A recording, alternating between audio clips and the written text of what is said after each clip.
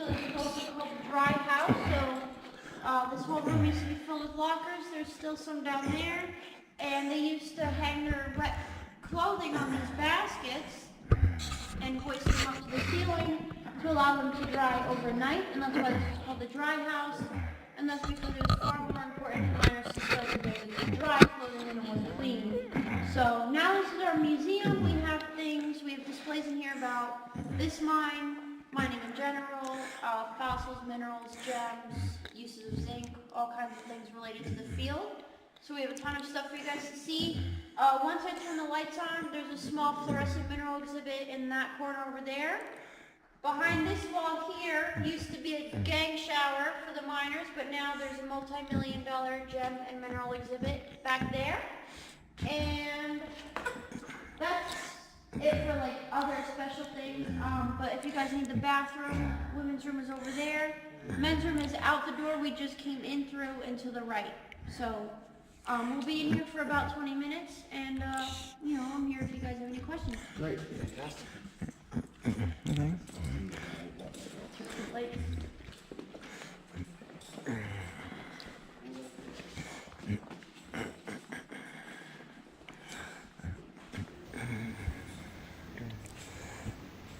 And on the 8th day, God looked down on his planned paradise with all of its natural resources, buried deep beneath the ground, and said, I need a hard worker. So God made a coal miner. And God said, I need somebody I can depend on to dig the coal that'll power the world that I have made. So God made a coal miner. God said, I've placed more coal in what will later become Boone County, West Virginia, than almost anywhere else in the world. So I need a hard worker who makes his home in places like Brushton, Ashford, Ridgeview, and Nellis, or in communities like Sane Creek, Rock Creek, Lick Creek, Camp Creek, or Short Creek, or in towns like Whitesville, Sylvester, Orgas, Hewitt, Ramage, Seacoal, or Seth, Printer and Bandytown, Blooming Rose, or Drawdy, or who was born and raised in Beam, Twilight, Wharton, and Van, Madison, or Danville, or Julian. So God made a coal miner. And God said, I need somebody willing to get up before dawn, to feed the dogs, to drive to the mine site, work all day, drive home, feed the dogs again, mow the grass, eat supper, help with the homework, plow the garden, check on the neighbor, and then go as a coach to his son or daughter's ball game. So God made a coal miner. I need somebody with a strong work ethic, one who will crawl around all day on his knees, or on his back or his belly, in the cold, and in the mud or in water over his boots. And at the end of the day, be happy if the boss man says, would you double back? So God made a coal miner. God had to have somebody who understands what feast or famine or boom or bust really means.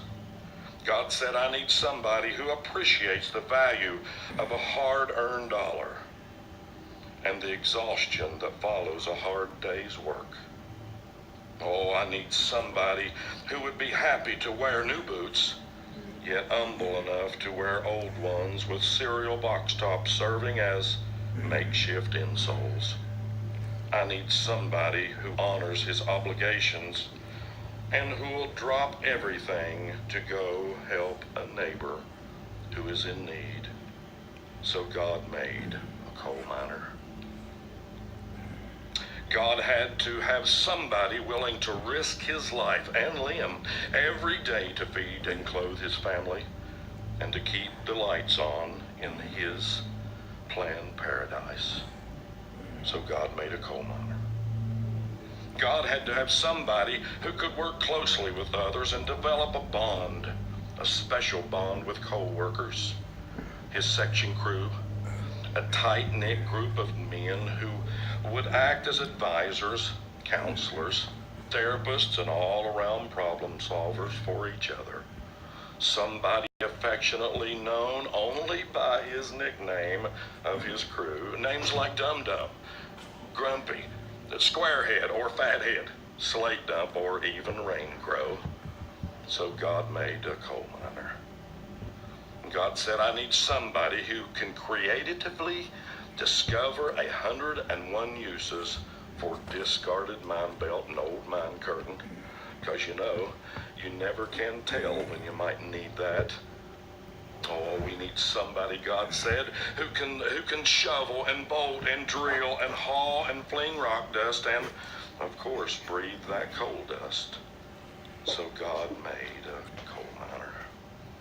God said, I need somebody who is tough enough to dig coal with a pickaxe and a shovel, and to tame that mammoth machinery, both on and beneath the earth, yet tender enough to raise a family who loves God and each other and his country, and do it in that order. So God made a coal miner. Somebody who wants more than a mining life for his son, yet who laughs and then sighs and then replies with smiling eyes when his son says he wants to spend his life doing what Dad does. So friends, God made.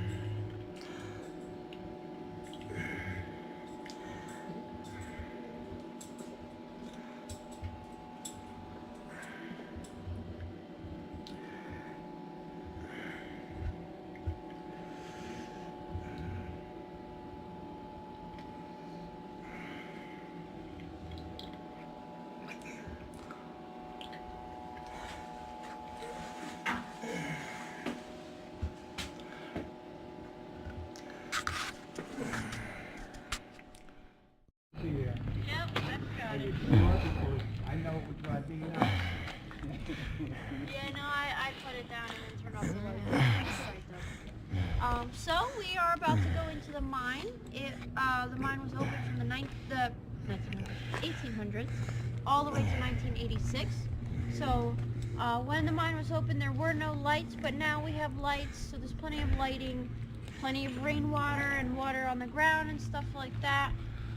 So the mine was open until 1986. The mine had to shut down, unfortunately, because mostly the price of zinc had gone down. So as we know, prices fluctuate, so that's what happened. It went down for just long enough that we were actually losing money, and there were some debate and issues with the mayor of Ogdensburg and property taxes and stuff like that. So the mine had to shut down very suddenly in 1986. We have 25 levels in our mine, so today we're going to see the added level. This is the very top level. All the other levels are below where we are now. The mine is about half a mile deep, and there were 35 miles of tunnel altogether. However, the mine is currently flooded, except for the level that we can see now. So the very top level is the only level that's currently not underwater. So when the mine was still open, they had to regularly pump water out into the Wallkill River, because as we go in, you'll see there's water all around. So to prevent flooding in their workspaces, they pumped water out through that silver pipe right there into the Wallkill River. So when the mine shut down, they stopped doing that because no one was here anymore, so there was no need to pump water out. So the natural water table rose and it flooded all other 24 levels of the mine. So we will see the water table in 2 different spots once we go in, so that'll be really neat. So this is all we can see anymore. Our mountain is made of marble, so we're mostly going to see white as we go through, but there are a lot of other minerals as well. We'll be about 180 feet below the surface of the mountain. So when we extracted zinc, we had 3 minerals in the mountain: willemite, franklinite, and zincite that contain zinc. So when we extracted those, we had to process them to get the zinc out of them. So that was called smelting. So we actually sent our zinc ore to Pennsylvania for that purpose. And so we crushed the zinc ore down all the way to a fine powder. It was carried across a conveyor belt up in that structure right there, put into those 4 loading bins, and then right under there would be some train cars, and they would take the zinc ore to Palmerton, Pennsylvania for smelting, because it took 5 tons of coal to smelt 1 ton of zinc. So it made a lot more sense to do it that way. So that's what that structure is for there. These right here are standard ore carts. They were used to carry ore horizontally through the mine. So from workspace to workspace, they would ride on these tracks that you see here. But before they had engines pulling those around, they had mules pulling them through the mine a long time ago. This thing right here is a giant bucket for ore. This is called an ore skip, and this was used to carry ore vertically through the mine, so from level to level and up to that last crusher on the surface of the mountain. That yellow thing right there is called a man car, and that's how miners traveled through the mine. So each one of those held about 40 miners, and they used to stand on it and hold on to a railing instead of sitting on it like the mannequin is doing there. The man car and this ore skip both rode on a giant elevator called a shaft, which we will see inside as well, and that's how everything traveled through the mine. So once we go inside, it's going to be quite chilly. It'll be about 56 degrees. This mountain retains a year-round temperature of 56 degrees, so it's very nice and warm out here, so it's going to be chilly inside, but that's just the natural resting temperature of the mountain. So in the wintertime, when it's really cold out here, it feels really nice and warm inside. So as we go in, you guys are just going to be staying straight to the left of these tracks, and I'm going to go on the right side. I'm just going to ask the last person in closes the door behind us. Do you guys have any questions before we start? Alrighty, you guys can follow me. All over the United States. That's so cool. So, welcome to the mine. This is our first little entrance bit right here. When the mine was open, these doors used to be the only way to get in and out of the mine. So this is exactly where miners came in to go to work and where they left to go home. We have more exits now, of course, but these used to be the only one. And that's actually the meaning of the word adit. It means entrance or tunnel way with only one way in and out. So everything we're seeing right now obviously is made by means of drills and dynamite. And we have some formations in here, such as stalactites and stalagmites. You'll have to pardon me, I'm trying to tailor this to adults, because I just had 3rd graders, so I'm like, okay. Because they're, you gotta dumb it down sometimes. So right here are some stalactites. So they are small, but they are about 60 years old, this particular set. So as water drips through the ceiling, the calcium in the water is building up on the rock and then it's building up on top of itself and forming our stalactites. Stalagmites come from the floor, but ours are still forming, so they're not quite visible yet. But sometimes in caves and caverns, they can actually connect once they get big enough, so that's really cool. But we also have flowstone. So that's this stuff right here. So same thing, as water flows down the wall, the calcium in the water is building up on the wall and on top of itself and forming flowstone. So these are just common structures or I forgot the word I used the first time, that you'll see in caves often, caverns, and mines. So that's that. And then over there behind you guys where all that water is coming from is a safety exit. So the mannequin in there is demonstrating the use of that safety exit. And the safety exit was just a ladder way that miners could use to get out of the mine in case of emergencies. So like I said, these used to be the only doors in and out. So if there had been an emergency, this was conveniently placed near the door. And so this was for them to avoid using the elevator. And there was one safety exit for the whole mine, but every level had access to it. Do you guys have any questions? No.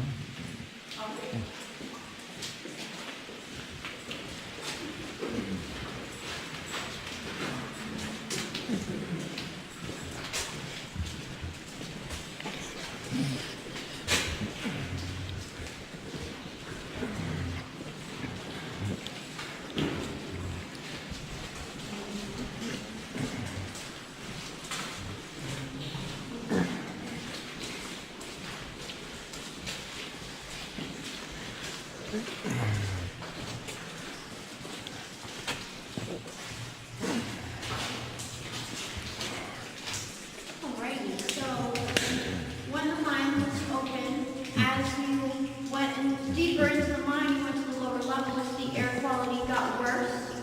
So they have fans placed all throughout the mine to help create circulation so that the miners in the lower levels had good fresh air to breathe.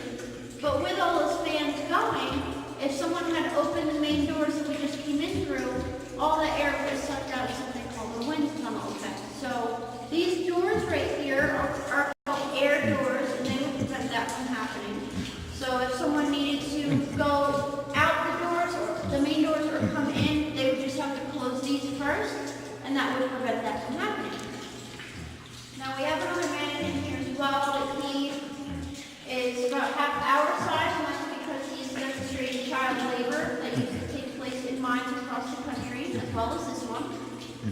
So miners sometimes, if they've gotten sick or injured, which could happen very easily, before the 1930s, they were at risk of losing their job and their benefits. So if they had any sons, they were allowed to choose one of their sons who had to be at least 8 years old to come take his place in the mine for him, so that he did not lose his job or his home or whatever. So if he did have to send in a child this young, they would just have him open and close these doors and take care of the mules that were here at the time. And of course, this was before the 1930s, where child labor laws went into effect. If they had brought in their older son, he was allowed to do more dangerous things throughout the mine, but they didn't make the little kids do any drilling or using of dynamite or anything like that. They were not allowed to send daughters for the same purpose, because women never worked in this mine, even up until 1986. Just because women were not seen as ideal candidates for the kind of work that was going on here. So they didn't let women work here. But there was a popular expression with these kids, once a miner, always a miner, because a lot of times these kids would end up staying in the mine for maybe their adult life or the rest of their working career. And there could be a couple of reasons for that.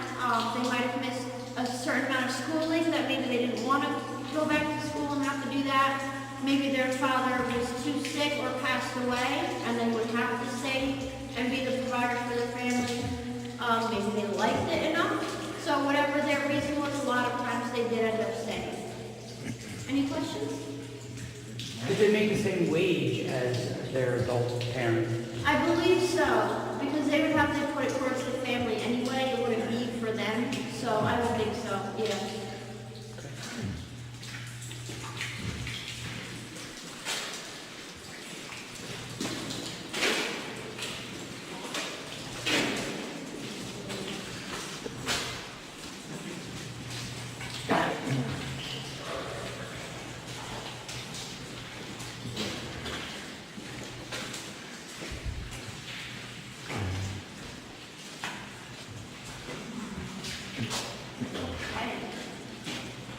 So this structure is called a steel set, and this would be put in place in areas of the mine that were not stable for various reasons. Usually it was a fault, but there could have been various reasons for this certain areas don't to mean be that. unstable.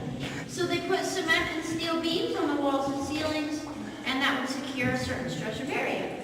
We have flowstone here as well. So there's some there and also over here. But it's all red and orange and brown instead of white, and that's just because it's rusty flowstones. Now instead of the water depositing calcium, it's depositing iron from the steel beams. All right. No questions, right? Easy stuff. This is a quick one.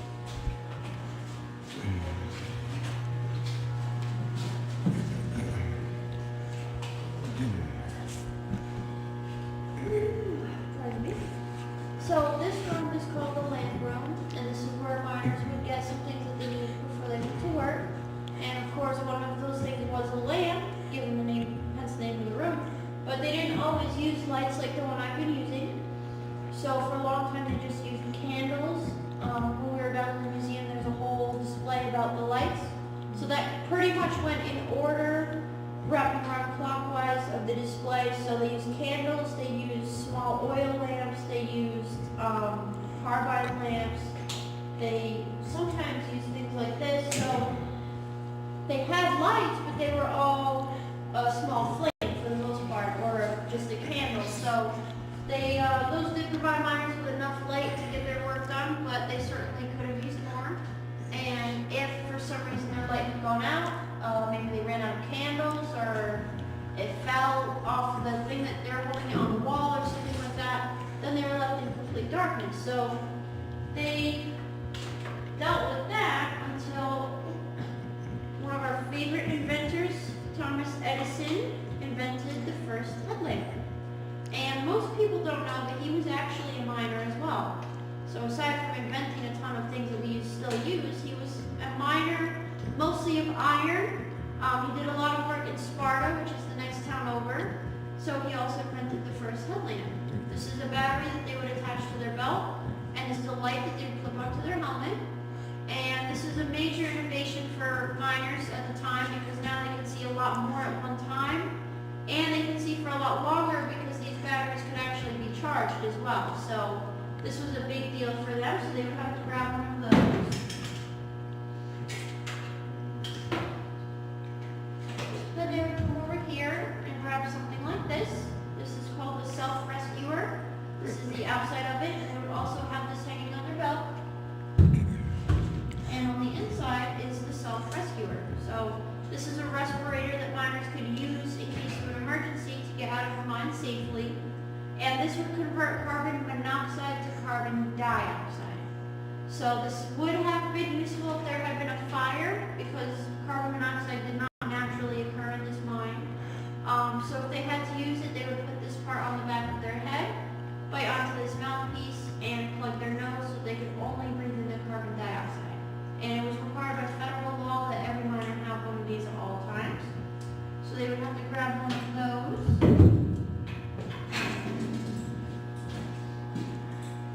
And then they would come over here and grab a brass tag with a number on it, like the ones that you see here. So each number was assigned to each miner, so they had the same tag every day. And they would come in, grab their things, and grab their assigned tag, and just put it in their pocket. They would work their shift, and then right before going home, they would come back in here and put their tag back on the board. So this is how the boss kept track of where everyone was at all times to make sure that everyone was safe. So also, if there had been a catastrophe and a body was not identifiable by looking at it, they would use the tag to know who had passed, which is the more morbid side of this. But this is the actual board that they used here when the mine was open. Do you guys have any questions? Yeah, I think they just took it when the mine shut down. The mine shut down very suddenly, so the miners just showed up one day and they were told that it was their last day of work. Nobody really saw it coming. So I think they all just kept them. If they didn't, I would imagine maybe they got sold or something so people could collect things like this, but yeah, they're all gone.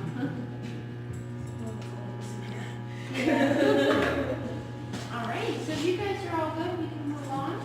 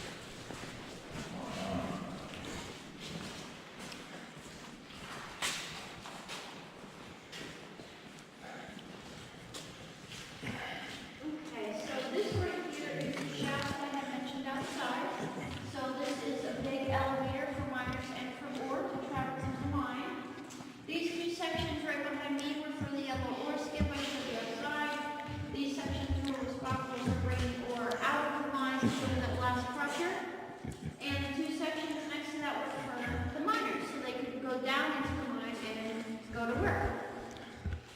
This whole thing would be powered on the surface of the mountain by a big machine called a drum hoist, and that would be powered by a man called a hoistman.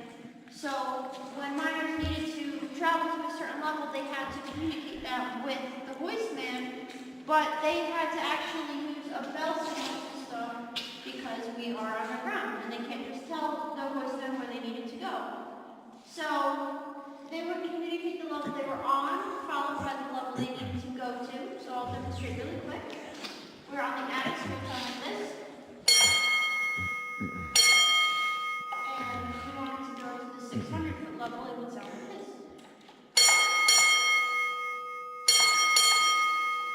So that means I'm on the attic, I need to go down to the 600-foot level.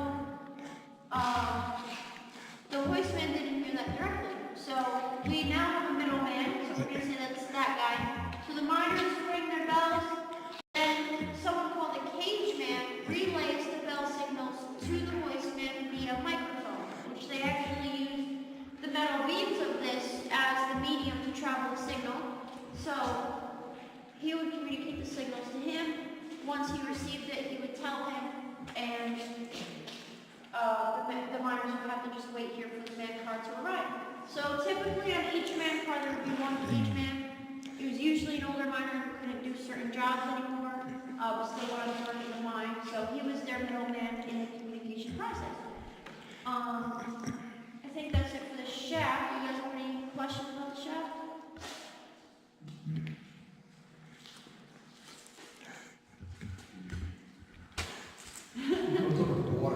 Yeah, it's down there. I hear it. You gotta get like up close to the fence, but obviously we're not supposed to. Are they expecting this part to be like what it up to or things? No, last summer when we had a lot of rain, like the first stretch, if you look down this way, it'd be all water. So the first stretch up until probably about the lamp room gets flooded sometimes. But not like drastically, just enough that we can't have tours. So certain parts of the mine do still flood, but not to the ceilings. Yeah. Before we move on, I want to show you guys the largest flowstone in New Jersey. So right here, this giant white mass on the wall is the largest flowstone in New Jersey. There's usually water flowing down it, but it's been pretty dry.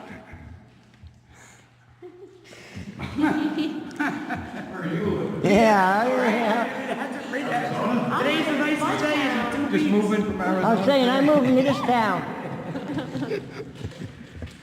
All right. Yep, largest one in New Jersey. Okay, so if you guys still have questions or pictures, you can call me. I'll wait. You good? Good. Okay.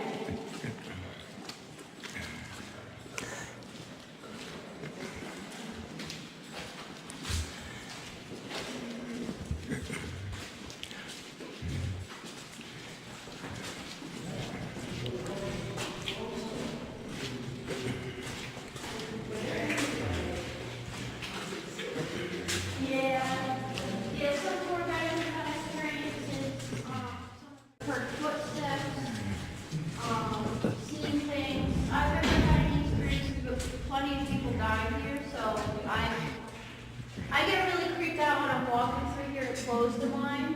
So I know there is someone here. I've never had any experiences. Let's look for him. Yeah, be my guest. I'll get reviews.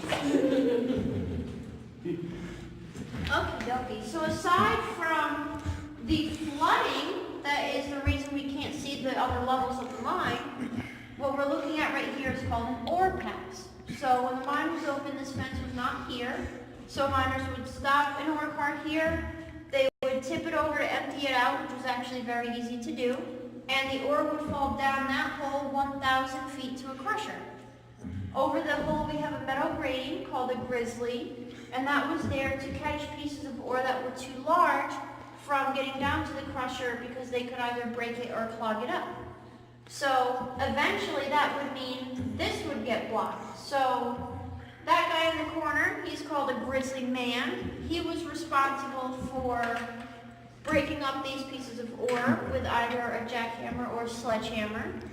And this was not a popular job in the mine, as you can imagine. So this was actually the entry-level position of the mine, simply because nobody else would really do it. And it was very dangerous. People have passed away doing this job and gotten severely injured. And so if someone wanted to become a miner, this was the first thing they were given to do. And usually this is when I turn on the light, but it's already on. So, behold, the water is 970 feet deep at the moment, given that we are 30 feet above it. And it is not frozen, although it appears to be so. Garbage, she said.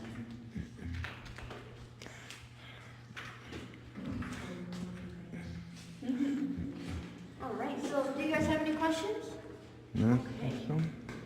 That's one of the perks of small groups. So I'm going to turn this off so that I have one less light to flip when I come through here later.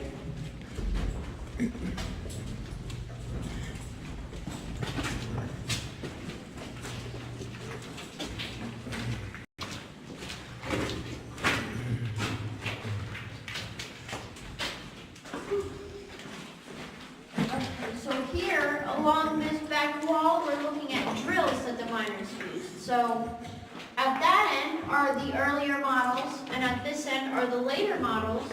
And the main difference between them was the effect they had on the miners. So those ones down there were dry drills. So when the miners were using them, they produced a lot of dust. And after maybe years of breathing in that dust all the time, the miners could come down with a fatal disease called white lung. Everyone knows black lung from coal mines. It's the same exact thing here. So those were called widow makers for that reason. And these are the earlier models. So what they did is they started creating, or they started making them so that the middle of the drill bit was hollow and they would have water coming out so that when they were drilling, there was no more dust, and that eliminated white lung. Although it did increase the chance of them getting arthritis from being wet and cold all day. So, yeah, these are the drills. This is a surveyor. He's using a transit and a pendulum to make sure he's drilling accurately. Surveyors did different things throughout the mine. They were usually the more educated members for a long time. But yeah, do you guys have any questions? Plumb bob. Plumb bob. Who? Plumb bob. Yeah. No, not a pendulum, plumb bob. Oh, okay. That's... I thought you were saying that should be his name or something. No. Plumb Sure. bob is the pen. Oh, wow. His name is Fred.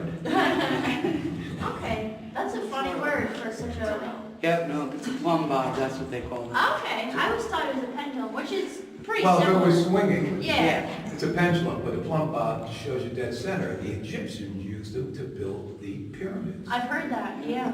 Okay, neato. Cool.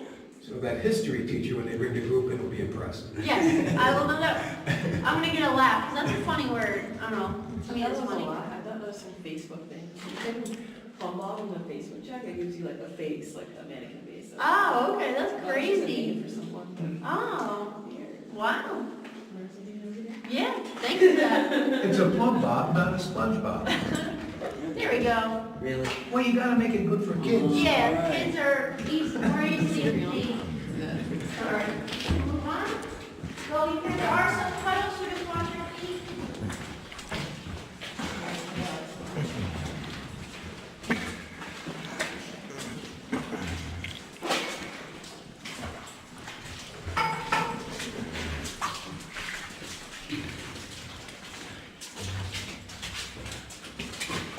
Okay, so over here there's a room. This is called the magazine room, and this is where all the dynamite and explosive materials were stored. They had at least one of these on every level, and this materials would also be stored behind a heavy steel door for safety reasons. So this is the magazine room, and over here we have another surveyor, except this time he's taking core samples. So he's going to use a drill bit that is hollow and has diamonds in it so that they can drill easier. And when he drills in, he's going to pull the drill bit out, and the middle of this will be filled with the rock he just drilled through. So on the floor there in front of the fence are some core samples, so they would do all different sizes. They would send these to a lab and have them analyzed so that they could see the mineral content of that area.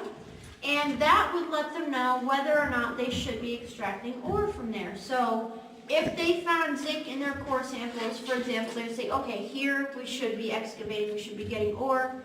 If there was no zinc found in their samples, they would say, okay, we don't need to waste our time there because we know there's no zinc, so we're going to move on.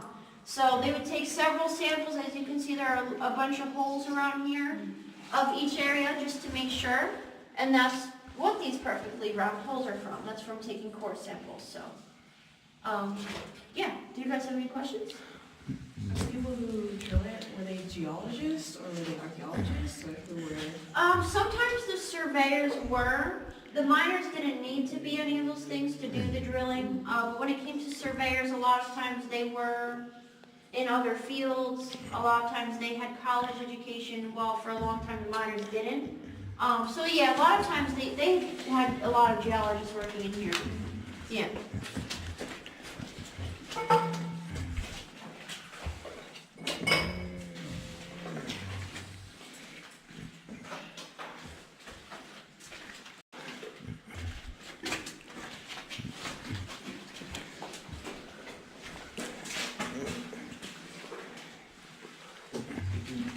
Alrighty. Normal. Yeah? There it is. That's it. You know? What'd you find today? Marble. Now you can play jacks. Excuse me.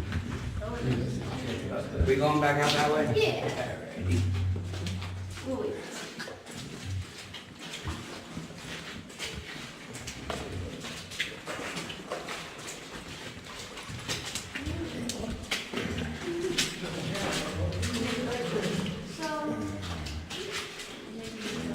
So right here is actually where this level used to end. Right here to be exact. So when the mine was open, this used to be a wall and this was it for this level. So most of their work was done on the other levels. And when the mine shut down, two brothers purchased the property with the intention of doing what we're doing right now. So they knew they wanted to show people, have tours, have it be an educational center. So they continued blasting everything that we're going to see now in 1990 to allow for safe tours. So now we have more exits.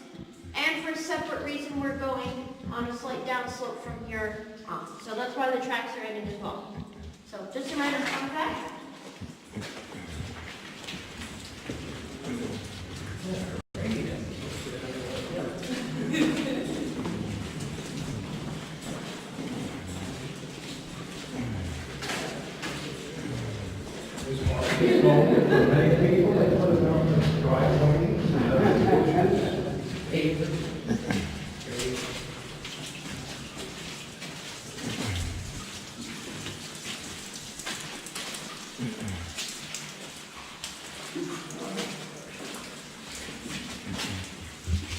Okay, so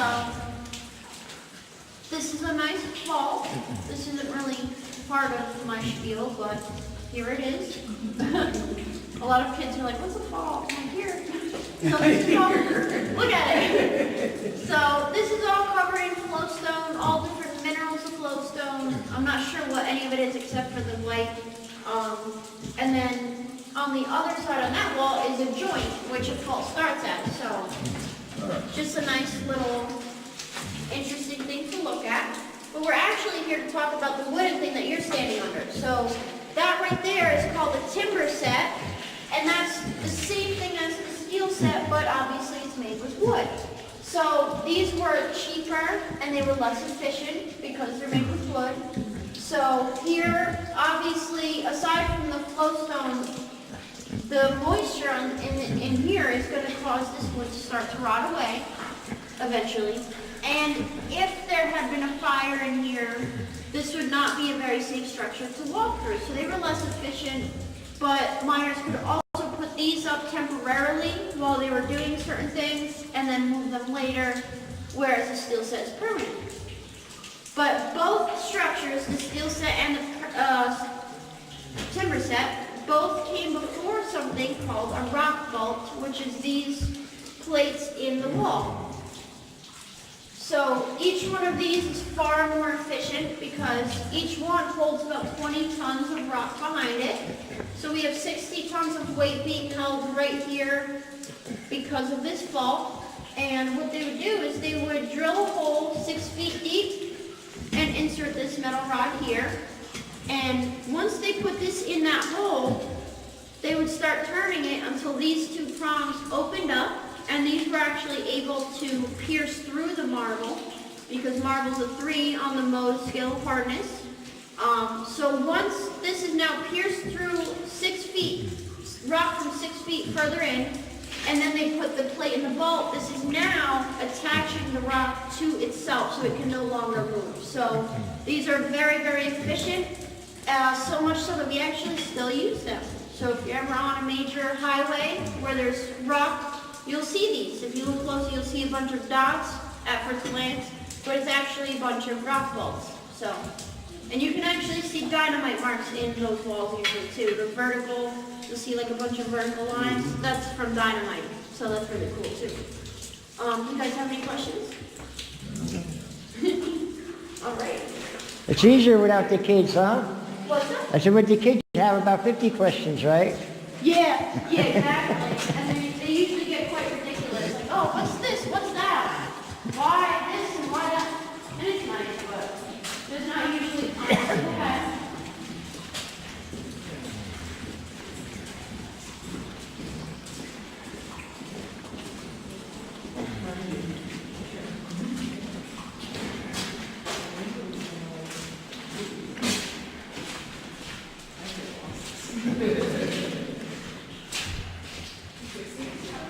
You guys don't have to sit there, you're welcome to.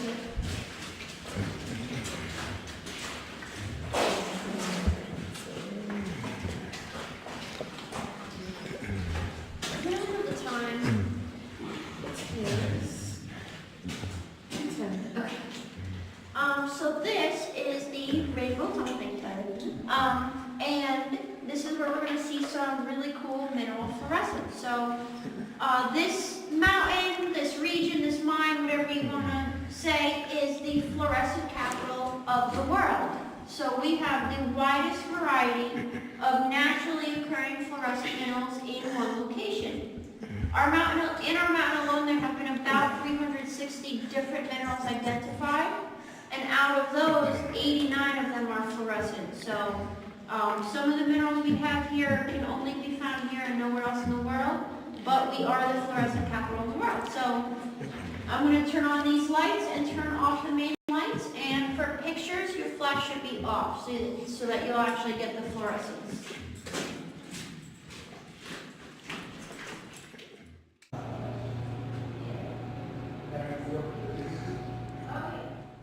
So everybody brace your eyeballs. All right. Just right. Look at your Okay. It's quite fascinating, the difference. It is. It's amazing. All the different electrons all jump around and stuff.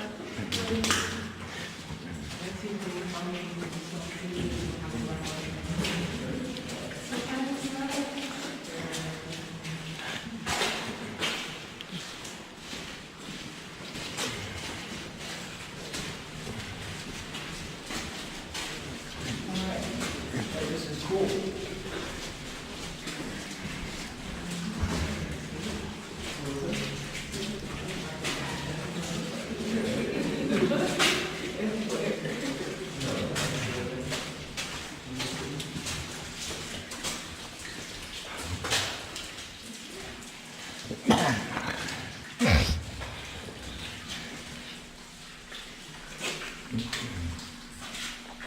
Okay, so earlier I was talking about miners with candles. So oftentimes this is what they have, or maybe smaller candles, but the thing I'm holding is called a candle pick. And they could either hang this on the wall or kind of just jam it into a crevice if they had to, or hold on to it while they were working. So typically guys doing one task, so each miner would only have this small amount of light to work with. So I can see what I'm doing, you know, if I'm working on this wall, but that's about it. I can't really see the back wall until my eyes adjust. I can see you guys, but this was all they had to work with for a very long time. And this is what the rest of the mine looked like, aside from everyone's little light. So it's just a nice little change of perspective. We've come a long way. So also, if their light had gone out, then this is what it would look like. Whoa. It helps when you guys are 9 years old and you're like, oh my God. That wasn't that scary. Yeah, it's okay. You're holding his hand, it's right there. It's still fun. You would have Yeah. protected you. So that's the candles. And then over here, we're going to be demonstrating how miners use dynamite to make tunnels. Are you gonna light one off? What's You that? gonna light one off? Oh, yeah. So when they needed to access different parts of the ore body, when they were making tunnels for that, they used dynamite. But when they were actually extracting ore, they were using drills. So they would have 2 guys working on this as well. They have several holes drilled into the wall, each of which is 9 feet deep. The ones in the middle are empty, so that once this starts exploding, the rock will have some place to cave into, so it'll actually break. And the dynamite was set on a timer kind of thing, so that it would break apart the right way. Because if all this went off at once, probably nothing would happen. So it had to go off in different parts of the wall at different times, so that after a while, all the energy, it finally did break apart. So so they made their tunnels 9 feet at a time, essentially, because each hole was 9 feet deep. They would make sure that this was ready to go for the end of the night, so they would spend their day working on this. One man would stay, one would leave. The man staying was responsible for detonating, so he would back up a distance he felt was safe, and he would detonate this dynamite. And he would also just leave for the night. And they did that to allow the energy from this explosion to settle overnight, so that it was safe to come in and work here the next day. So the next day they would come in and clear out all the waste rock and start over again. So when this goes off, if you watch the lights, that will give you an idea of how the dynamite went off. And it's going to be a bit noisy, so it might be startling at first, but shouldn't be a problem. They stand that close to it though? No. No, they have, then they go to certain The things. guy number 1 would be out of here. This guy would probably, like if it was here, he would just probably go down towards the rainbow tunnel, Okay. just a little bit, Okay. just to be out of the way of all the rock flying everywhere. Yeah. So, fire in the hole.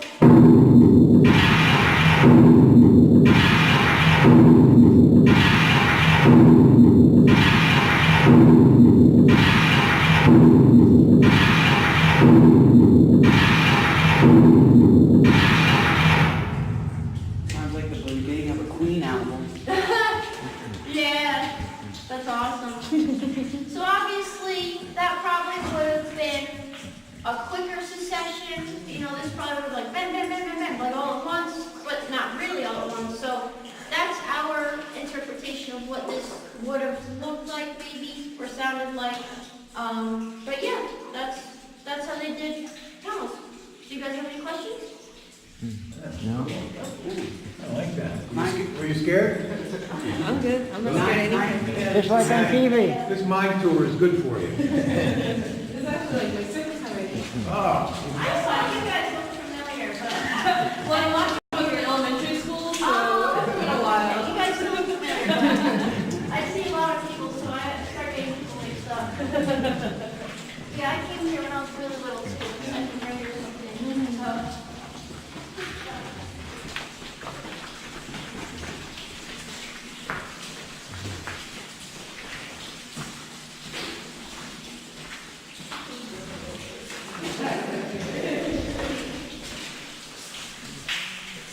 When we did our Halloween tour, they replaced the management with people. So that was, I was comfortable with that. I was like, yeah. Like a haunted house. Yeah, so they've been doing it for a couple of years, so at Halloween time we do a haunted mine tour, and they did a phenomenal job this past Halloween. So they had like a girl sitting wearing the exact same outfit, sitting there with her head down. And I thought she was real. I was like, hold on a minute. I was like, there's some energy to that being. I know that's not a mannequin. So this is an example of a workspace. I'm kind of standing in the middle of it, but Yeah, they can make a good haunted house in here. Definitely. a lot of times this mine was referred to as a cut and fill mine. So as you can see here, these drills are pointing upward.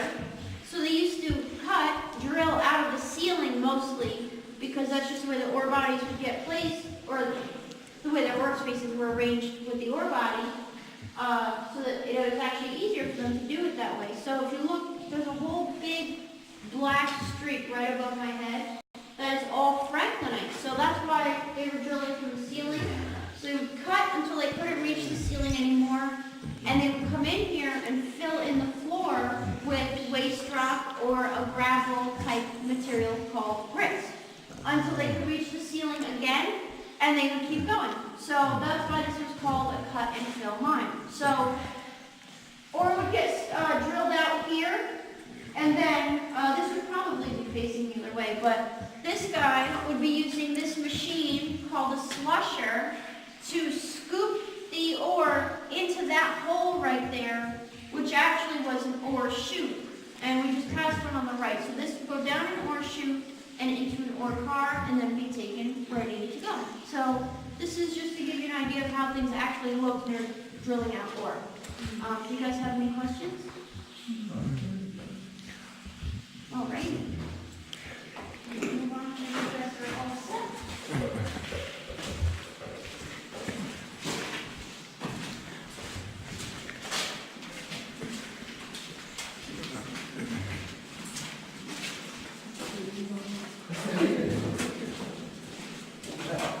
Up there, that dark thing is called Franklin. All found in New Jersey.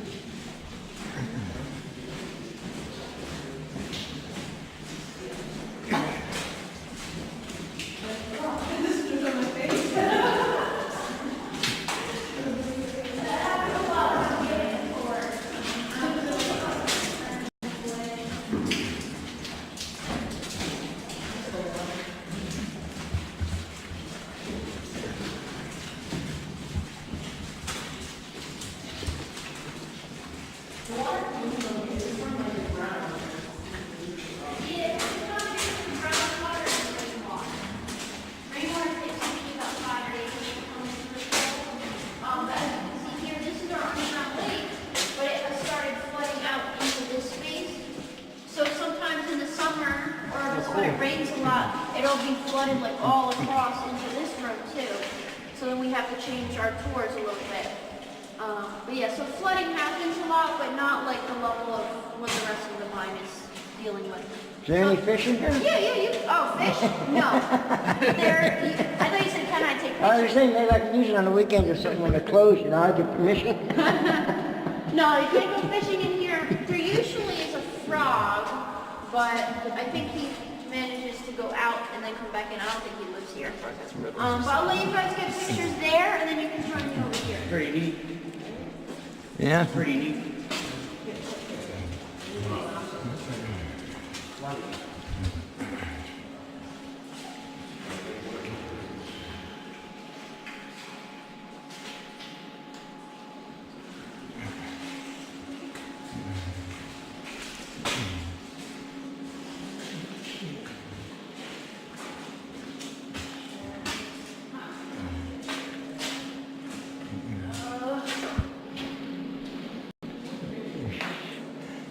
More black lights? Yeah. Yeah, I can see that from this stuff. When I'm done talking, I might turn off the lights so you guys can see.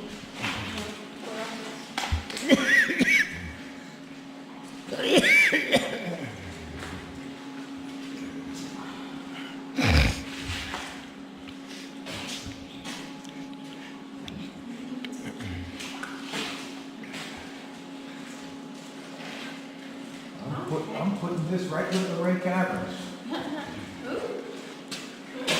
Jersey stuff, you know. Not stalactite, but cool. Yeah. Jersey's a lot cooler than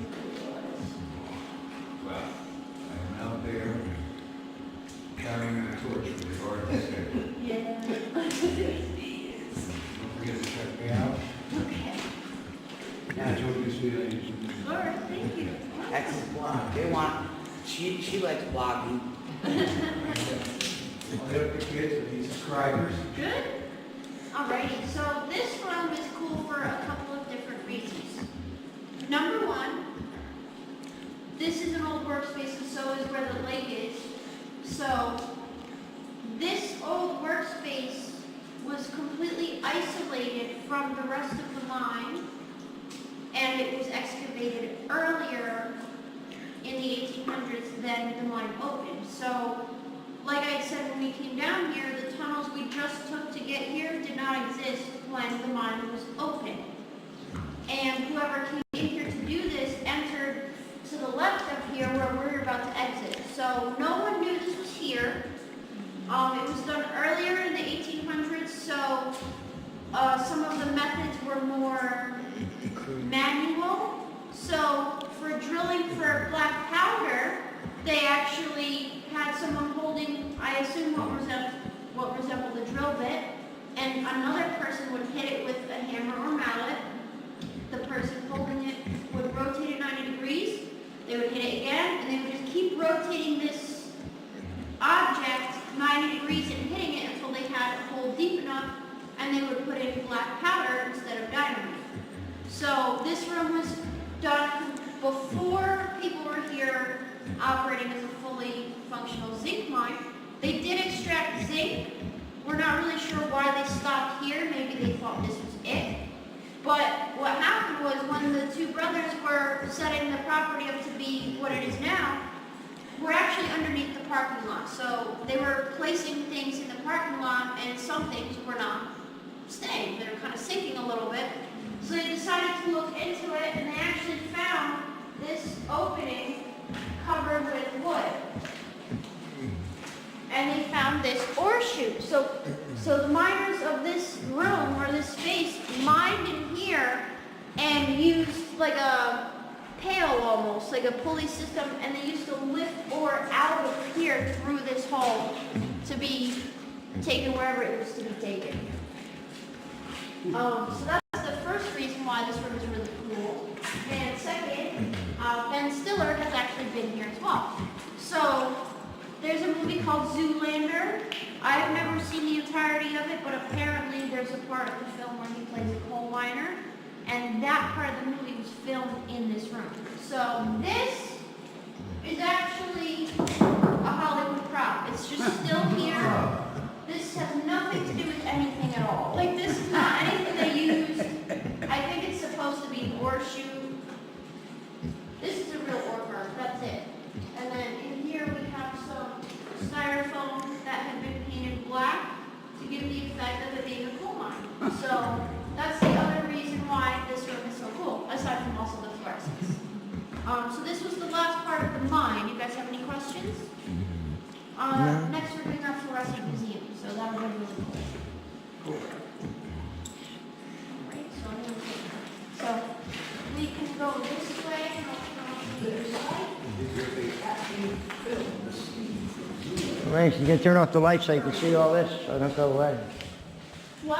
Oh, Oh, you Oh, turn oh. off the light? oh, Yeah, just Oh, for a yeah. sec. There you go.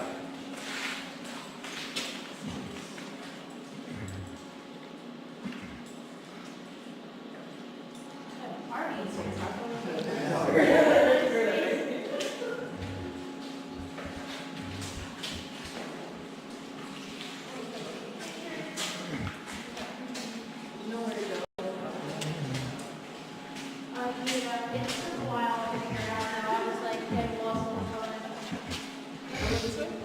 Oh, no, we're not that way. Good things goes around in a circle. Yeah. That's just so creepy. All right, try to find a way without the light. Alright. There's an emergency.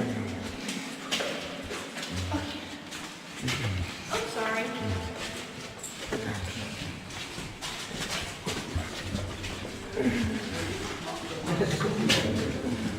Watch out for this puddle, everybody.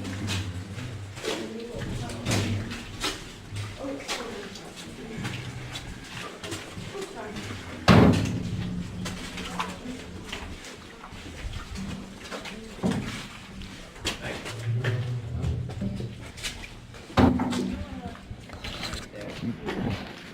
Gotta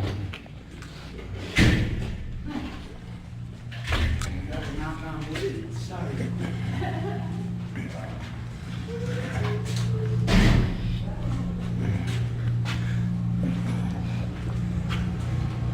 Just hold that open. Oh, It well, locks automatically. okay. Room right in here. So that's where you can explore. You guys aren't 9, so I don't need to tell you not to run. This is the last part of the tour, so you know it's probably almost 3. I don't really know. It's probably like 2:45, 2:30. It's okay. 2:33? Okay, so if you guys don't want to stay till 3, if you want to leave earlier than others, just let me know so I can show you how to get out. Perfect. Otherwise, we'll leave as a group. If as a collective we don't need to stay until 3 on the dot, then that's fine too. You know, we have a small group, so we went through pretty fast. So, you know, you guys are free to enjoy, take your time, and this will be it. And the gift shop will still be open for another hour, so you guys can do that too. Thank you.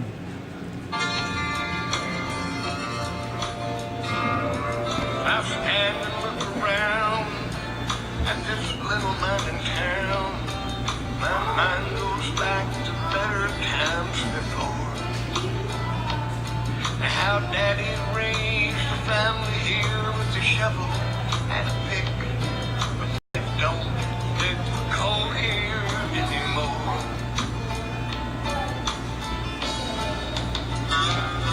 This empty lot I stand in was once a boarding house, and I still recall the compound on the floor. And I can almost hear the whistle of a train that used to be, but they don't dig the coal here anymore.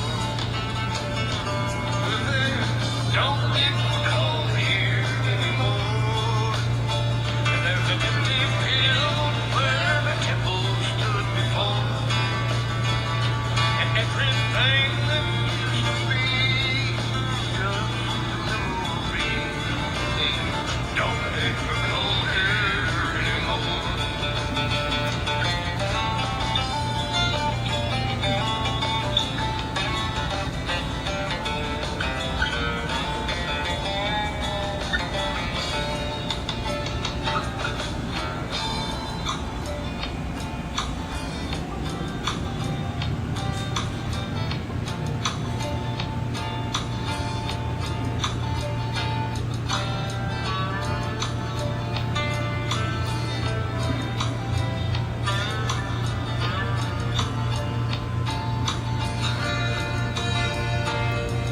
Now the railroad is gone, schoolhouse is gone, and they tore down the company store, and they sealed off all the lands on the other end of town, and they don't dig the coal here anymore.